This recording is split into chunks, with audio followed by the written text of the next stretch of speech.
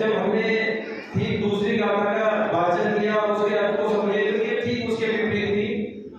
प्रसन्न मन से यदि हम कोई बात करें, यदि काम करें तो हमारा मन जो सुखी रहेगा। यानी हमें अपने मन में कोई दुखी विचार या कोई ऐसा दुखी काम होकर के हमें कोई काम नहीं करना चाहिए। अपने मन को हम सुखी रखें और सुखी हम काम करें सुखी मन से, तो हमारे जितने भी काम होंगे वो प्रसन्न होंगे, सुखी होंगे।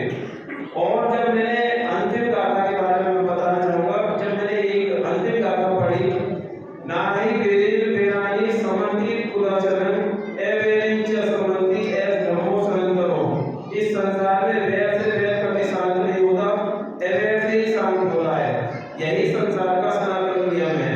अब मैंने ये देखा कि यहाँ सनातन सनातन की जो बातें बहुत करते हैं, सनातन असलियत में है क्या? सनातन को मैं समझ पाया, पढ़ा, धम्मसंघ में आकर के मैंने जाना कि सनातन है प्राकृतिक धर्म। यानी असलियत में जो प्राकृतिक धर्म है वही सनातन धर्म है। और जब प्रकृति ने हमारे साथ में कोई भेदभाव नहीं किया, तो ये यहाँ ऐसे लोग जो दूषित मानसिकता वाले हैं, उनकी ये जो दूषित मानसिकता है वो हमारे साथ में ऐसा भेदभाव और ऐसी बातें कैसे कर सकते हैं? तो फिर मेरा मन बाबा साहब की बातों को जो है पढ़ने का और ज्यादा हुआ और मैंने कुछ बातें और पढ़ी।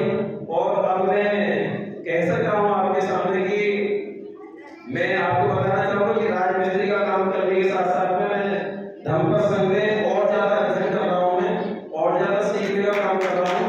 और फिर मैंने एक बात और पढ़ी बाबा साहब की, मैं आपके सामने बताना चाहूँगा कि बाबा साहब ने एक अंतिम जो संदेश था उनका, हो सकता है वो गलत हुआ, अगर गलत हुआ आप मुझे आप क्षमा करें, कि मैंने तुम्हारे लिए जो कुछ भी किया था, ये बाबा साहब की लाइनें थी, मैंने कहीं से नोट किए हैं। तो मैंने तुम्हारे लिए जो कुछ भी किया है वह बेहद मुसीबतों, अत्यंत दुखों और बेशुमार विरोधियों का मुकाबला करके किया है। यह कारवां आज जिस जगह पर है, इस जगह पर मैं इसे बड़ी मुसीबतों के साथ आया हूँ। तुम्हारा कर्तव्य है कि यह कारवां सदा आगे ही बढ़ता रहे, बेशक कितनी भी रुकावटें क्यों ना आए। यदि मेरे अनुयायी इसे आगे ना बढ़ा सके तो इसे यहीं छोड़ दें और पर किसी भी हालत में इसे पीछे ना जाने दें।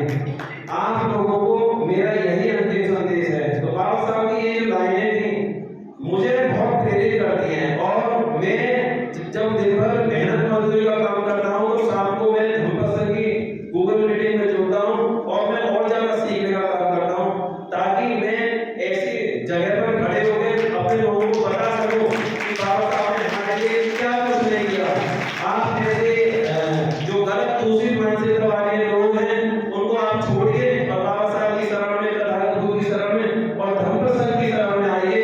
धम्मसंघ आपको इस तरीके से जागरूक बनाने का काम किया जाएगा, इस तरीके से जागरूक बनाएगा कि आप अपने हक अधिकारों की लड़ाई कर सकते हैं। जैसे कि अभी हमारे आदरणीय जी बता रहे थे कि वो लेबर पार्टी का जो गठन किया था बाबा साहब ने, तो वास्तव में वो उचित बताया थे, बिल्कुल ठीक कह रहे थे। उसी तरीके से हम अपने हक अधिकारों को लड़ सकते हैं। जब तक नहीं लड़ेंगे, जब तक हम जानेंगे नहीं, तो हमें जानने की कोशिश करनी चाहिए।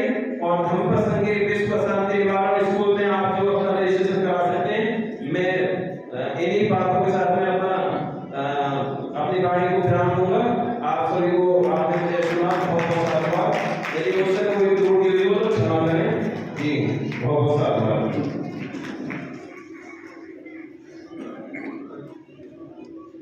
बहुत बहुत साधुवाद आदरणीय आचार्य योगेंद्र जी, आपने बहुत अच्छे तरीके से अपनी बात रखी है